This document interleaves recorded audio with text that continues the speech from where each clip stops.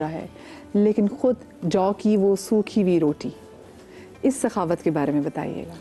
دیکھیے حضرت علی کرم اللہ وجہ الکریم کی ذات کو جس پہلو سے آپ دیکھیں تو علی آپ کو بے مثل نظر آئیں گے، اس لیے کہ حضرت علی کرم اللہ وجہ الکریم کو اللہ نے ایسی ساخت میں بنایا ہے کہ ان کی ساخت میں آپ کو فضائل ہی فضائل نظر آئیں گے۔ اور حیرت انگیز بات میں عرض کر رہا ہوں، حدیث میں ہے نبی کریم صلی اللہ علیہ وسلم نے فرمایا جب ہم دعا کرتے ہیں نا یا اللہ ہمیں حق پر چلا، ہمیں حق کے پیچھے چلا، ہم حق کے راستے پر چلیں، یہ ساری دنیا دعا کرتی ہے اور ہر نماز میں بار بار کرتے ہیں دن الصراط المستقیم، یا اللہ سیدھا راستہ چلا، حق کا راستہ چلا۔ حضرت علی کرم اللہ وجہ الکریم کی ذات اس حوالے سے بھی آپ کو ممتاز نظر آئے گی۔ حضور فرماتے ہیں الحق حیث دار علی، جہاں علی ہوگا حق وہاں ہوگا۔ ابھی بات ہو رہی تھی نا مشکلات کے زمانے میں، اختلاف کے زمانے میں حضرت علی ہی حق پر تھے، اور حضرت علی کرم اللہ وجہ الکریم ایسے حق پر ہیں کہ صحابہ کرام پریشان ہوئے کہ آپ کیا کریں، تو رازدار رسول سے پوچھا، انہوں نے کہا عمار کو پکڑو، اور عمار نے فدائے حیدر کرار نے اپنا تن من دھن سب کچھ علی کے نام پر لوٹا دیا۔ آپ نے علی کی سخاوت کی بات کی ہے، آپ ذرا دیکھیے کہ حضرت علی کرم اللہ وجہ الکریم گھر میں بچوں نے روزہ رکھا ہے اور دروازے پہ دستک ہوئی کہ اللہ کے نام پر دے دو، تو حضرت علی نے اپنی روٹی دی، سیدہ زہرا پاک نے دی، حسنین کریمین نے دے دی۔ بھوک کے عالم میں روزہ پانی سے افطار کرتے ہیں، اور پھر یہ ایک دن نہیں ہوتا، 3 دن تک ہوتا ہے۔ قرآن ان کی عظمت بیان کرتا ہے۔ حضرت علی کرم اللہ وجہ الکریم، حضرت امام حسن کا دسترخوان لگا ہے، اور اس دسترخوان پر حضرت حسن کے پاس آ کے لوگ کھا رہے ہیں، بندہ روٹی چھپا لیتا ہے، لوگ کہیں گے یہ ضعیف ہے، او بابا فضائل میں ضعیف بھی قبول ہوتی ہے، اور پھر ان کی شان میں تو قرآن کی آیات ہیں کہ اللہ نے ان کو پاک کر دیا ہے، یہ وہ لوگ ہیں جن کی عظمت اللہ کا قرآن کہتا ہے، اور پھر ہم کیوں ان کا ذکر کر رہے ہیں یہ بھی میں بتانا چاہتا ہوں۔ یہ ذکر بھی اللہ نے ہمیں کہا ہے کہ کرو، ان سے محبت کرو، کہ کل لا اسألکم علیہ اجرا الا المودۃ فی القربى، حبیب آپ ان سے کہیے میں تم سے اجر رسالت نہیں مانگتا مگر میرے قرابت داروں سے محبت کرو۔ آج کیوں ہم نے علی کا نام آتا ہے تو علی کوئی شیعوں کا بنا دیتا ہے، کوئی سنیوں کا بنا دیتا ہے، ارے بابا علی ہم سب کے ہیں، علی اللہ کے ہیں، علی محمد الرسول اللہ کے۔ تو وہ روٹی جو لے کے جا رہا تھا، وہ جو اس حضرت امام حسن نے پوچھا کس کے لیے لے کے جا رہے ہو؟ مانگ لو، بغیر مانگے کہا میں اپنے حصے کی بچا کے لے جا رہا ہوں۔ وہ جو بزرگ ہیں نا میں نے ان کو کھلانی ہے، وہ جو کی روٹی پرانی، یعنی جس کو کہتے ہیں نا سخت روٹی، صبح کی یا رات کی ہوگی، میں اس کو باسی بھی نہیں کہوں گا کیونکہ وہ روٹی بھی خوش نصیب ہے کہ وہ علی کے شکم میں جا رہی ہے۔ تو حضرت مولا علی کرم اللہ وجہ الکریم وہ پانی میں ڈال کے اس کو آپ تناول فرما رہے ہیں، کہا ان کے لیے لے کے جا رہا ہوں۔ حضرت حسن نے کہا یہ دسترخوان انہی کا ہے۔ یہ وہ عظیم لوگ ہیں، اور پھر دیکھیے ان کی سخاوت کیا ہے، ان کی صرف یہ دنیاوی سخاوت نہیں ہے، علی قسیم جنت بھی ہیں، علی قسیم نار بھی ہیں۔ علی جنت بانٹیں گے، جہنم بانٹیں گے نہیں، مگر علی کی وجہ سے لوگ جہنم میں جائیں گے، جلیں گے، کیونکہ بغض علی والے ہوں گے۔ اور یہ میں صحیح روایات پڑھ رہا ہوں، میں موضوعات یا ضعیف روایات کی طرف نہیں جا رہا، میں حضرت علی کرم اللہ وجہ الکریم کی وہ شان بیان کر رہا ہوں جو خود رسول پاک صلی اللہ علیہ وسلم نے بیان کی۔ آپ ذرا دیکھیے انت اخی فی الدنیا والآخرہ، دنیا میں بھائی، اور پھر حضرت علی نے خود کسی موقع پر کہا محمد النبی و اخی وسیری، جہاں ضرورت پڑی حضرت علی نے آگے بڑھ کے کہا لوگوں پہچانو میں کون ہوں، میں محمد صلی اللہ علیہ وسلم کا بھائی ہوں، اور محمد صلی اللہ علیہ وسلم میرے سسر بھی ہیں، اور وہ جعفر طیار وہ میرا ہی ماں جایا ہے۔ یہ عظمت ہے اس خاندان کی، حسن و حسین کے بابا ہیں، اور ملتا کیا ہے من احبنی و احب ہذین و اباہما و امہما کان معی درجتی یوم القیامہ۔ ارے اس خاندان سے محبت کرو، حسن و حسین کو لازم پکڑو، سیدہ زہرا کی عظمتیں بیان کرو، ان کے ساتھ تمسک کرو، ملے گا کیا؟ دنیا میں جو ملے سو ملے، لیکن کل قیامت کے دن درجہ وہ ملے گا جو محمد الرسول اللہ کا جنت میں ہوگا۔ یہ نبی علیہ السلام کا فرمان ہے۔ اس لیے ہمیں اس موقع پر میں ناظرین کو کہوں گا کہ آج 21 رمضان ہے، ابھی کچھ لمحے بعد آپ کے گھر میں دسترخوان لگے گا، ذرا اس خاندان کو یاد کریں، ان کی مظلومیت کو بھی تو یاد کریں نا۔ ہم نے کیا کیا؟ یعنی ہم سے مراد کلمہ پڑھنے والوں نے کربلا میں تلواریں چلائی، حضرت علی کو کس نے قتل کی شہید کیا؟ وہ کلمہ پڑھتا تھا نا، وہ یہ حضرت علی کو مشرک کہتا تھا، معاذ اللہ استغفر اللہ۔ یعنی ایسے لوگ بھی رہے ہیں، ایسا پروپیگنڈا بھی ہوا۔ مجھے بریک لینی ہے، اور یہ تو وہ ہے ہم جس ہستی کے والے سے بات کریں جو کہ حالت رکوع میں بھی زکوٰۃ دیتے ہیں۔ تو یہ وہ ہستی ہے. میں ان کی پاک ذات کے حوالے سے مزید بات کروں گی, اور انہوں نے خود کہا تھا کہ میں اپنے شدت عدل کی وجہ سے قتل ہوں گا, تو ان کے عدل کے حوالے سے بات کریں گے, کہیں مت جائیے گا. بریک کے بعد ہم آپ کو ایک بار پھر سے خوش آمدید کہتے ہیں, اور آج ہم بات کر رہے ہیں امام متقیان کے حوالے سے کہ انہوں نے زندگی کیسے گزاری, پر ہمیں ان سے کیا کچھ سیکھنا چاہیے, اور کیسے ایسا ہو گیا کہ جس کو سیلیبریٹ کیا گیا غدیر خم میں, ان کے ساتھ پہ زندگی میں آگے اتنے مسئلے مسائل کیسے آگے. کیونکہ ایک بار امام متقیان گھر آئے تو جناب فاطمہ زہرا نے کہا کہ یا علی, میں نے سنا ہے کہ مدینے کے لوگ آپ کو سلام نہیں کرتے. تو انہوں نے کہا کہ فاطمہ, اب تو ایسا ہے کہ میں لوگوں کو سلام کروں تو لوگ مجھے سلام کا جواب نہیں دیتے. تو ایسے مشکل مرحلے بھی امام متقیان نے اپنی زندگی میں دیکھے ہیں. ہم بات کر رہے تھے ان کے عدل کے حوالے سے کہ اگر چاہے ان کے بچپن میں ازہر کو چیرنا ہو, 2 حصوں میں منقسم کرنا, چاہے وہ مرحب کو پھر جس طرح سے دیکھا کہ 2 حصوں میں منقسم کیا, تو یہ ان کے عدل جو ہے وہ کیسے ہم لوگوں کو درس دیتا ہے امام کا عدل. مولا کے عدل پر واقعات بہت زیادہ ہیں, اور چونکہ خلیفۃ المسلمین ہونے کے بعد آدمی جیسے جیسے منصب بڑھتا جاتا ہے ویسے ویسے وہ اپنی پراپرٹی سمجھنے لگتا ہے, جو حکومت کی چیزیں اس کو اپنا مال سمجھنے لگتا ہے, اور پھر اس کے اندر کوئی بادشاہت کی کیفیت پیدا ہو جاتی ہے. تو اس حوالے سے ہم آپ کی خدمت میں اور ناظرین کی خدمت میں عرض کرتے ہیں کہ خلیفۃ المسلمین ہونے کے باوجود ایک مرتبہ کوفے کے بازار میں گئے اور ایک دکان والے سے کہا کہ میرے پاس صرف 3 ہی درہم ہے, کہ تیرے پاس کوئی ایسا لباس موجود ہے جو 3 درہم والا ہو. تو اس نے کہا یا امیر المومنین, ابھی میں لے کر آتا ہوں آپ کی خدمت میں. تو جیسے ہی اس نے امیر المومنین کہا کہ بہت شکریہ تیرا, تو نے مجھے شاید پہچان لیا, میں کسی اور دوسری دکان سے لے لیتا ہوں. تو کہا کہ یا میں ابھی آپ کی خدمت میں حاضر کرتا ہوں. تو کہا نہیں, تو شاید شرما شرمی میں اپنا حق مجھ سے نہ لے, اس لیے میں نہیں چاہتا کہ تیرا حق ضائع کروں, میں کسی اور کی دکان سے لے لیتا ہوں. پھر آگے بڑھے, دوسری دکان پر جب گئے تو وہاں پر ایک جوان موجود تھا. اس سے کہا کہ کوئی 3 درہم کا لباس ہے جو مجھے دے سکے. وہ فوراً سے لے کر آیا, کہا کہ یہ آپ لے لیجئے. تو مولانا نے اس کو 3 درہم دیے, واپس لے کے چلے گئے. جب جانے لگے تو تھوڑی دیر کے بعد اس کا باپ دکان پر آیا, اور اس نے کہا کہ کوئی کمائی ہوئی, کوئی بکری ہوئی یا نہیں ہوئی. تو کہا کہ ایک بڑا شریف آدمی آیا, تو اس نے کہا تھا کہ 3 درہم کا کوئی لباس چاہیے مجھے, تو میں نے لباس دے دیا اور وہ لے کے چلا گیا. تو جب قیافہ معلوم کیا کہ بھائی یہ کون تھا, تو کہا کہ بھائی یہ تو امیر المومنین حضرت علی بن ابی طالب علیہ السلام تھے, تو نے ان سے بھی 3 درہم لے لیے. اگر لینا ہی تھا تو یہ 2 درہم کا ہمیں پڑتا ہے, تو 2 درہم لیتا. اور وہ لے کر چلا 1 درہم, کہ میں مولا کو 1 درہم دے کر آؤں. جب وہ دینے کے لیے پہنچا تو مولا نے کہا کہ یہ میں درہم اس لیے نہیں لوں گا کیونکہ جب معاملہ ہو رہا تھا تو میں بھی راضی تھا, وہ بھی راضی تھا, اس لیے مجھے اس درہم کی ضرورت نہیں ہے. تو مولا کائنات جو ہے وہ حکومت ہونے کے باوجود بھی عمل انجام دے, یہ واقعی بڑی عجیب بات ہے. اور پھر وہ کہ جس کا حق چھینا گیا ہو وہ دوسروں کے حق کا ایسے خیال رکھنے والا ہو, اس سے بہتر تو اور کوئی نمونہ عمل ہو نہیں سکتا. مولا نے ایک مرتبہ جب کوفے میں قدم رکھا تھا تو یہ بھی کہا تھا کہ میرے پاس یہ سواری ہے اور ایک غلام ہے, اگر میں کوفہ سے واپس جاؤں اور ان 2 کے علاوہ کوئی تیسری چیز میرے پاس ہو تو سمجھ جانا میں تمہارا خیانت کار. اللہ اکبر, اللہ اکبر. ایسا عدل اور ایسا انصاف مولا کی زندگی میں پایا جاتا تھا. اور مولا سے جو عدل کروانے کے لیے بھی آتے تھے نا, ان کے ساتھ بھی بڑے عجیب و غریب واقعات ہوئے. ویسے واقعات بہت سارے ہیں, لولا علی لہلک عمر, بہت سارے واقعات کے اندر ہدایت دی ہے, لیکن ایک بڑا عجیب واقعہ ہے. اس میں 2 شخص آئے جھگڑا کرتے, وہ کہنے لگے کہ اے علی ہمارے درمیان فیصلہ کر دیجئے کہ ہم میں سے حق کس کا کتنا بنتا ہے. تو کہا کہ کیا ہوا تمہارے ساتھ؟ کہا کہ ہم دونوں بیٹھے ہوئے تھے کھانا کھانے کے لیے, میرے پاس 3 روٹیاں تھیں, میرے دوست کے پاس 5 روٹیاں تھیں. اتنے میں تیسرا ایک اور شخص بھی آ گیا, اس نے کہا کہ مجھے بھی شریک کر لو. ہم نے اسے بھی شریک کر لیا. ہم تینوں نے جب کھانا کھا لیا تو وہ جاتے جاتے 8 درہم رکھ کے گیا ہے, 8 درہم رکھ کے گیا. تو جیسے ہی پیسے آنا تھا کہ ہمارے درمیان اختلاف ہو گیا, اور میں نے کہا کہ مجھے 4 درہم دے دو. اس نے کہا نہیں, میری 5 روٹی ہے, مجھے 5 دو, تم 3 رکھو. تو یا امیر المومنین, ہم آپ سے فیصلہ کروانے آئے, آپ جو کہیں گے ویسا ہم عمل کریں گے. پہلے تو مولا نے ان دونوں کو سرزنش کیا, کہا کہ تم 1 درہم پہ لڑ رہے ہو. اگر تم کہتے ہو کہ تمہارا 3 بنتا, تمہارا 4 بنتے ہیں, اگر وہ کہہ رہا ہے 3 بنتا ہے, تو فرق کیا پڑتا ہے 1 درہم سے؟ کیوں اتنا لڑ رہے ہو مال دنیا کے لیے؟ پھر کہا کہ نہیں, آپ جو فیصلہ کریں گے وہی فیصلہ ہوگا, آپ فیصلہ فرمائیے. اب مولا کائنات نے کیا ذہانت کا مظاہرہ فرمایا, کہا کہ اگر فرض کرو کہ تمہارے پاس جو یہ 8 روٹیاں تھی تینوں نے برابر سے کھائی ہو, تو اس کے لیے ہمیں کرنا پڑے گا کہ ہر روٹی کے 3 حصے کیے جائیں. کیونکہ ہر روٹی میں سے تم نے بھی 1 حصہ کھایا, تمہارے دوست نے بھی کھایا, اس تیسرے آدمی نے کھایا. کہا کہ 3 حصے کیے جائیں گے. 8 روٹیوں کے اگر 3 حصے کیے جائیں تو 24 بنتے ہیں. تو کہا یہ بتاؤ تمہارے 3 روٹیوں کے کتنے حصے بنیں گے؟ اس نے کہا 9 حصے. تو کہا کہ 9 میں سے 8 تو تم نے خود کھا لیے, 1 حصہ بچ گیا. ایک حصہ بچ اللہ گیا. اکبر. اور جو تمہارے دوست کی 5 روٹیاں تھی اگر اس کی بھی 3 حصے کیے جائے تو 15 بنتے. 15 میں سے اس نے بھی اپنے 8 کھا دیے, 7 بچے.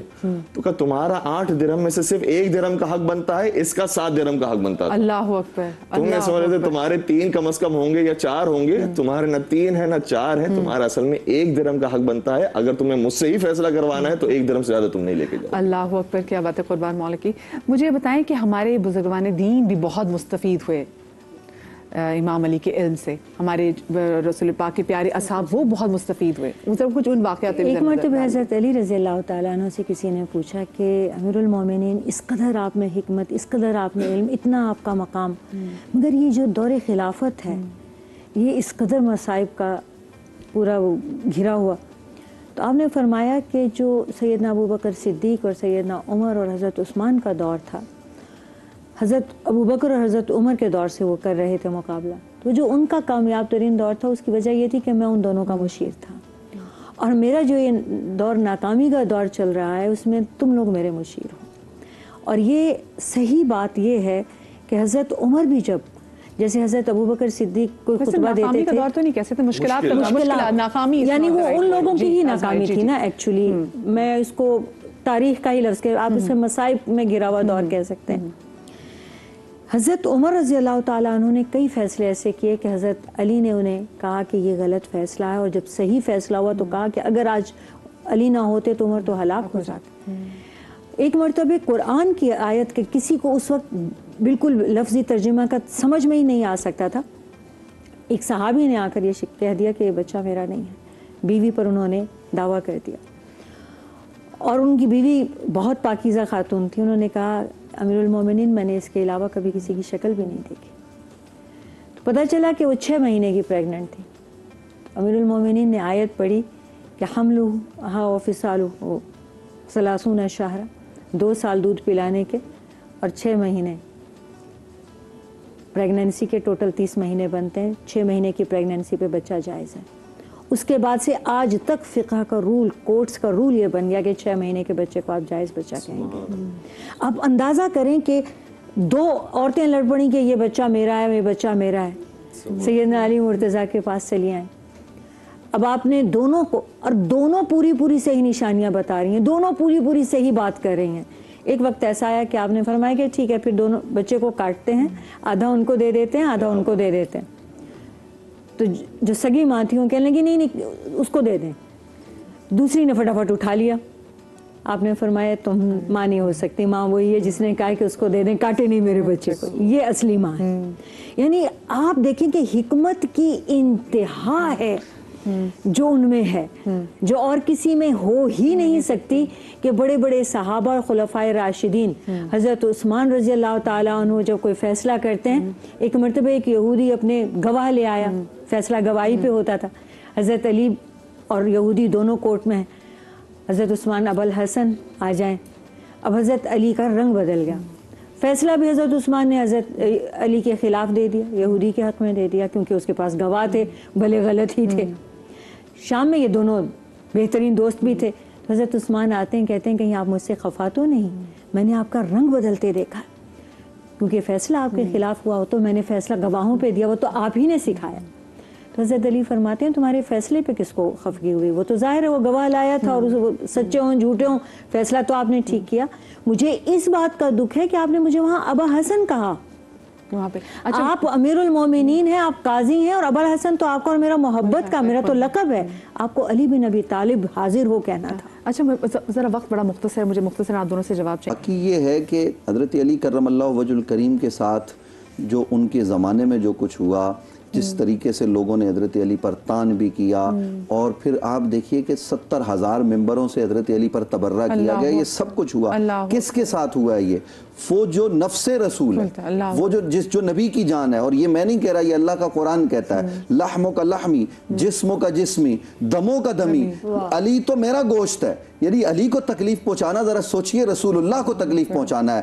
علی میرا خون ہے، علی جو ہے نا وہ میری جان ہے، یہ نبی علیہ السلام فرما رہے ہیں. تو کریم آقا صلی اللہ علیہ وسلم کے متعدد فرامین ہیں. بہر صورت یہ ہے کہ انسانوں کے ساتھ معاملات ہوتے ہیں. حضرت علی کو بھی مشکلات پیش آئی، لیکن مشکلات میں بھی استقامت کے ساتھ آپ کو کھڑا علی نظر آئے گا. بلکہ اس مشکل میں بھی جب ملعون ابن ملجم نے آپ پر حملہ کیا تب بھی انصاف بھی پیش نظر تھا، اور تب بھی حضرت مولا علی کرم اللہ وجہ الکریم نے کوئی ایسا کام سر انجام نہیں دیا جو آپ کو خلاف شریعت نظر آئے. سراپا شریعت علی ہیں، سراپا قرآن پر عمل علی ہیں. علی کے ساتھ جس نے جو کیا، کیونکہ علی کا بغضی کبھی وہ سکون اور راحت نہیں پا سکتا. اور ہم یہاں پہ عدل بھی دیکھتے ہیں، یہاں پہ سخاوت بھی دیکھتے ہیں کہ جب ابن ملجم سامنے بیٹھا ہے تو کہا ہے کہ اس کو آب شیریں پلاؤ. اور پھر ہم عدل کے والے سے پھر آگے دیکھنے کے وہ بیٹوں کو تاکید کیا کریں. جی مولا نے جاتے ہوئے وصیت کیا کی؟ جی آپ نے ایسے نقطے کی طرف اشارہ فرمایا کہ جب ابن ملجم کو گرفتار کر کے لایا گیا تو کہا کہ دیکھتے نہیں ہو کہ اس کی آنکھیں کتنی گردش کر رہی ہیں، کتنا گھبرایا ہوا ہے، اس کے ہاتھوں کو کتنا سختی سے پکڑا ہوا ہے، تھوڑا سا اس کو چھوڑ دو اور اس کے لیے جام پیش کرو تاکہ دیکھو اس کے ہونٹ کتنے خشک ہو رہے ہیں تاکہ اس کے ہونٹ تر ہو جائیں. تو یہ ساری چیزیں اسی کوفہ کے اندر مولا اپنے قاتل کے لیے کہہ رہے ہیں، جس کوفہ کے اندر پھر آپ کی بیٹیوں کو لایا جائے گا تو بے مخنہ چادر بھی لایا جائے گا، پیاسا بھی رکھا جائے گا، ان کے ہاتھوں کو سختی سے باندھا بھی جائے گا، بلکہ ایک ایک رسی کے اندر 12 شہزادیاں ہوں گی. تو اسی کوفہ کے اندر اپنے قاتل کے لیے وصیتیں فرمائیں. پھر اپنے جب بیٹوں کو، اپنے اولادوں کو جمع کیا، 17 بیٹے تھے مولا کی اور 18 بیٹیاں تھیں، سب کو جمع کیا. اور نہج البلاغہ کے اندر بھی کچھ وصیتیں موجود ہیں کہ اوصیکما بتقوی اللہ وان لا تبغی الدنیا وان بغتکما ولا تأسفا علی شیء زوی عنکما قولا بالحق واعملا للاجر. کہ اے میرے شہزادو حسن و حسین، میں تمہیں بھی اللہ کے تقوی کی وصیت کرتا ہوں، اور یہ وصیت کرتا ہوں کہ اگر دنیا تمہاری طرف آئے بھی تو تم دنیا کی طرف رخ نہ کرنا، اور جب کہنا ہمیشہ حق بات کہنا، جب عمل کرنا ہمیشہ اجر کے لیے عمل کرنا. یہاں تک کہ کہتے کہتے فرمایا اللہ اللہ فی الایتام، خدارہ یتیموں کا خیال رکھنا. اللہ اللہ فی الصلاۃ، نماز کی پابندی کرتے رہنا. اللہ اللہ فی بیت ربکم، خانہ خدا کی حفاظت کرتے رہنا. اللہ اللہ فی الحج، اللہ اللہ فی القرآن. یہ ساری چیزیں بیان کی. یہاں تک کہ فرمایا کہ یہ جو قاتل ہے اس نے میرے سر پر ایک ہی ضربت ماری تھی. اور مولا علی کے بارے میں حضور سرور کائنات کے ایک ارشاد گرامی یہ ملتا ہے کہ حضور سرور کائنات نے اپنے سر کے بال کو پکڑ کے کہا تھا، اے علی اگر کوئی تیرے سر کے ایک بال کو بھی تکلیف پہنچائے اس سے مجھے تکلیف ہوتی ہے، اور جس نے مجھے تکلیف دی ہے اللہ اس سے ناراض ہوتا ہے. تو اگر ابن ملجم سے تلوار رکھتا بھی تب بھی اس کی عاقبت خراب تھی، لیکن اس نے تو زہر آلود تلوار سر پہ ماری ہے. تو اس کے مقابلے میں کیا کچھ کر سکتے تھے مولا علی؟ خلیفۃ المسلمین تھے. لیکن فرمایا خبردار اس کے لاشے کو مسلح نہ کرنا، اس کے سر پر ایک ہی ضربت مارنا. اگر اس نے میرے سر پر ایک ہی ضربت ماری تھی اور اس کے بدن کو یہ ٹکڑے کرتے ہوئے یہ نہ کہنا کہ خلیفۃ المسلمین مارے گئے. میں کہوں گا کہ قاتل کے لیے آپ نے اتنی وصیتیں کی تھیں، کربلا کے میدان میں آپ کے بیٹے کے لاشے کو پامال کر دیا گیا، ان کے سر کو تن سے جدا کر دیا گیا، شہر بشہر پھرایا گیا ہے. یہ وہ ہے علی کا گھرانہ. پھر اس کے بعد اپنے ہر بیٹے کا ہاتھ امام حسن کے ہاتھ میں دیا کہ میں چلے جاؤں گا، میرے بعد اب تمہارا والی و وارث اور امام ہے تو امام حسن ہے. ہر ایک کا ہاتھ امام حسن مجتبیٰ کے ہاتھ میں دیا. لیکن جب ابو الفضل العباس کے ہاتھ دینے کا وقت آیا تو ان کا دست مبارک اٹھایا اور حسین کے ہاتھ میں دیا. شہزادی ام البنین جو مادر حضرت عباس تھی، انہوں نے کہا کہ کیا میرے بیٹے میں کوئی کمی ہے کہ جس کی وجہ سے آپ نے حسن مجتبیٰ کے ہاتھ میں ہاتھ نہیں دیا؟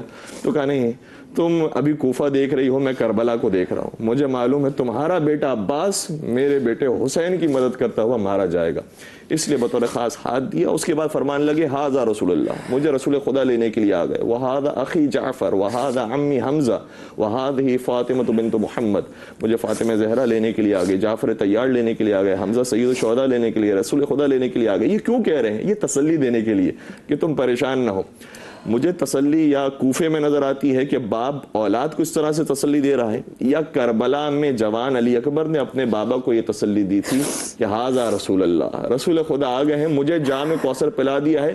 بابا آپ کے بارے میں کہہ رہے ہیں کہ آپ بھی جلدی کیجئے تاکہ آپ کی بھی پیاس جلدی بجھ جائے. اس کے بعد لاشیں حضرت امیر المومنین تیار ہوا، غسل کفن دیا گیا اور پھر رات کی تاریکی میں آپ کو دفنایا گیا. یعنی آپ کے جنازے میں بھی تعداد موجود نہیں تھی اور آپ کی قبر کو مخفی رکھا گیا. 100 سال تک آپ کی قبر کو مخفی رکھا گیا، کیونکہ آپ کے دشمن، جس طریقے سے مفتی صاحب نے بھی اشارہ کیا کہ 70 سال تک مولا کی شان میں گستاخیاں کی گئی ہیں، لعن طعن کیا گیا ہے، سب و شتم کیا گیا ہے، ایسی ایسی کہانیاں بیان کی گئی ہیں کہ جس کی وجہ سے بغض امیر المومنین موجود تھا. تو یہ ڈر تھا کہ کہیں وہ پھر آپ کی قبر کو شائع نہ کی جائے، آپ کی قبر کی بھی حرمتی نہ کی جائے. تو 100 سال تک یہ قبر مخفی رہی اور اس کے بعد پھر امام جعفر صادق علیہ السلام کے زمانے میں بتایا گیا کہ یہ ہے ہمارے جد امیر المومنین کی قبر مطہرہ.